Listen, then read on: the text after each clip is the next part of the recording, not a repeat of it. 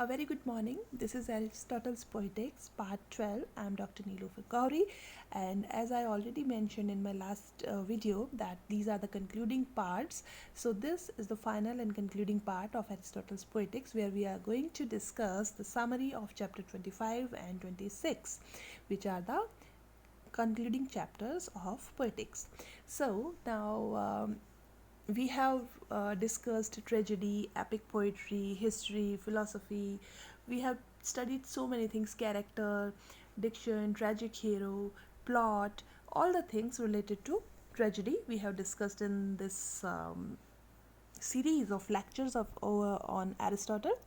Now, Aristotle addresses a number of the criticism that can be leveled against poetry.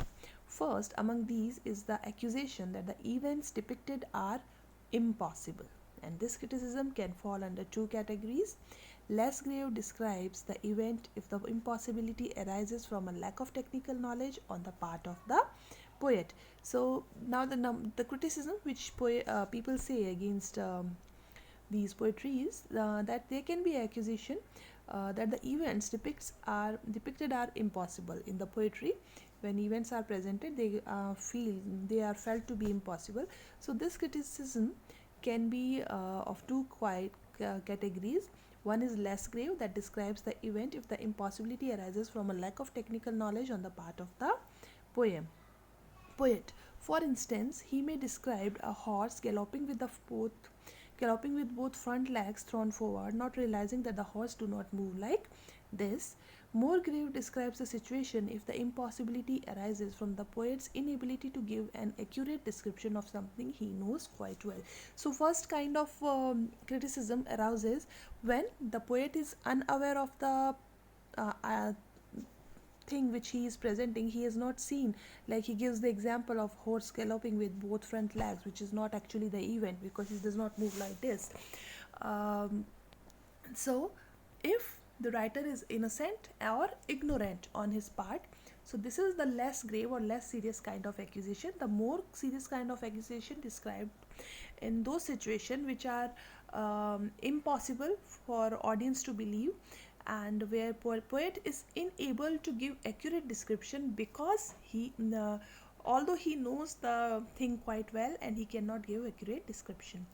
Now, Aristotle answers that often impossible events such as Homer's description of Achilles' pursuit of Hector in the Iliad serve to heighten the astonishment and the excitement of the story. We have already discussed the story of Achilles and Iliad.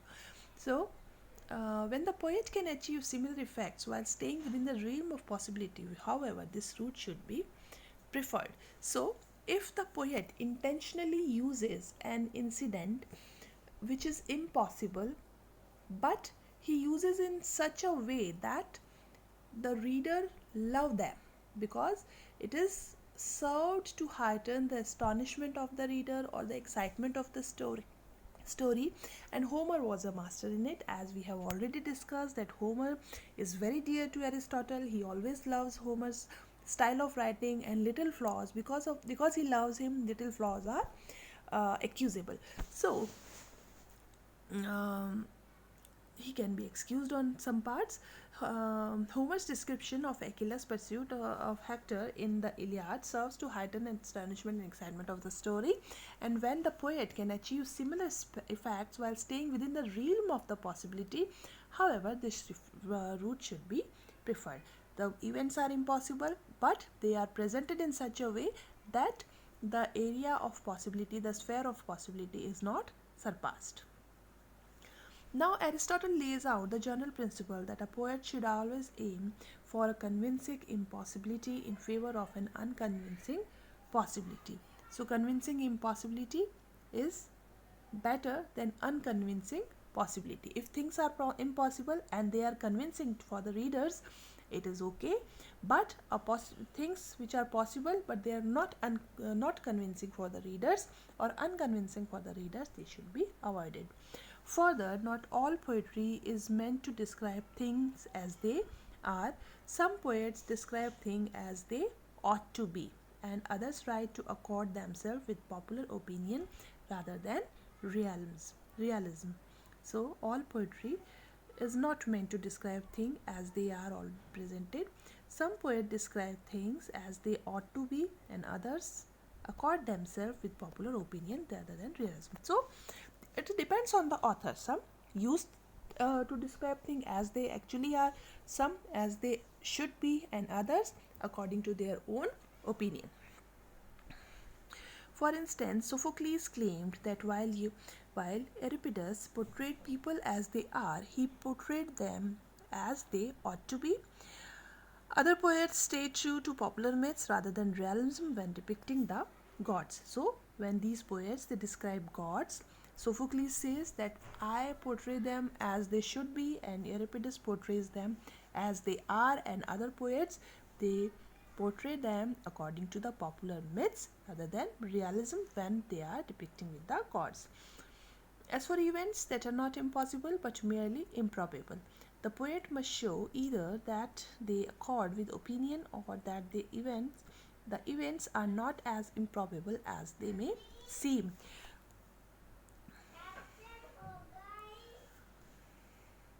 So for events that are not impossible but merely improbable. So there is difference between impossibility and improbability. The poet must show either they accord with opinion or that the events are not improbable as they may seem. Aristotle also discusses contradictions the poet might make in language, but this discussion is very difficult to follow without a knowledge of ancient Greek. Basically, Aristotle suggests that what may at first seem to be contradiction in language may result from a metaphorical usage or some other poetic devices. So, when the poets use devices, there can be contradictions, but to understand those contradictions, you must be having knowledge of the language first. So when Aristotle wrote in ancient Greek, so we cannot have any discussion over this. While many errors are excusable or explainable, Aristotle asserts that the only excuse for an improbable plot or unattractive characterization is if they are necessary or are put to good use. Otherwise, they should be avoided at all cost. So some of them are excusable, some of them are explainable. He says that the only excuse for an improbable or unattractive characterization is that they are necessary or put to good use. If they are necessary, then they can be accepted. Otherwise, they should be avoided at all cost. In the chapter 26, Aristotle addresses the question of which is the higher form, tragedy or epic poetry. The argument in favor of epic poetry is based on the principle that the higher art form is less vulgar and addressed toward a refined audience. Tragedy is performed before large audiences, which results in melodramatic performances or overacting to please the crowd.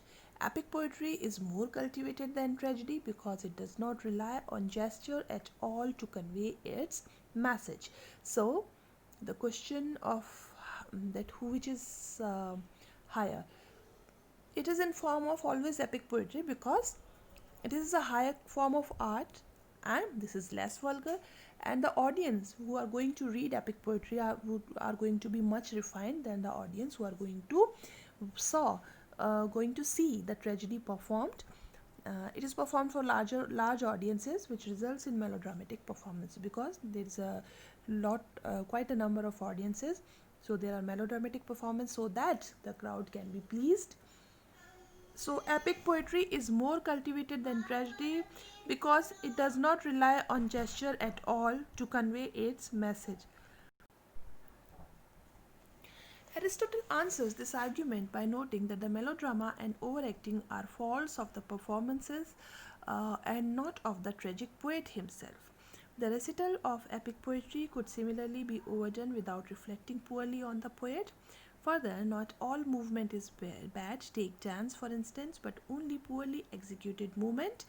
Also, tragedy does not need to be performed. It can be read, just like epic poetry, and all its merits will still be evident. But because Aristotle is in favor of tragedy, he now contradicts his own statement that epic poetry is more refined and for more refined audience. He says that this is not the fault of the tragic poet. This is the fault of the performers, the actors, if they are doing the overacting, or if they are doing, if the spectacle is much more, let's say much more gaudy and not appealing in its appearance. So this is not the fault of the poet, this is the fault of those who are directing the drama or who are presenting the drama before the audience. And it should not be reflected poorly on the poet. And all the movements are not bad. Dance is elegant, but the movements which are poorly executed or not well directed can be bad. So tragedy does not need to be performed. Yes, if you do not want to see these flaws of tragedy, you can read it also. Like nowadays we are reading all the tragedies of Shakespeare, all the tragedies of Marlowe's. So these tragedies, it's not that they cannot be read. They can be read like epic poetry, and all its merits shall still be evident. Now further, he advances several reasons for considering tragedy superior.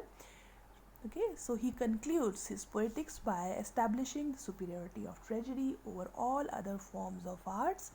First, it has all the elements of an epic poem and has also music and spectacle with the epic legs. So it does not have epic in itself, but it has music and spectacle. Second, simply reading the play without performing it is already very potent. If you are just reading it and not seeing it dramatized on a stage, it is very potent. It has very potential in itself. Thus, tragedy is shorter, suggesting that it is more compact and will have a more concentrated effect. Because tragedy is short and elate, it will have more concentrated effect on the readers. Fourth, there is more unity in tragedy as evidenced by the fact that a number of tragedies can be extracted from one epic poem. It has unity in tragedy. There are unity of time, place and action as evidenced by the fact that a number of tragedies can be extracted from one epic poem. So, there are so many tragedies in one epic poem, but tragedy is united in itself as it has a compact structure. So hence he establishes the tragedy over epic poetry. So here ends the discussion of the long discussion of Aristotle's Poetics. We have gone through 12 long parts to complete this, but still there is one part remaining, that is the unities, the three unities. So we'll be discussing the three unities in the next part, in the next lecture. But for Aristotle's tragedy, the basic main themes on which Aristotle's Poetics relies have now come to an end, and we have concluded the whole Poetics.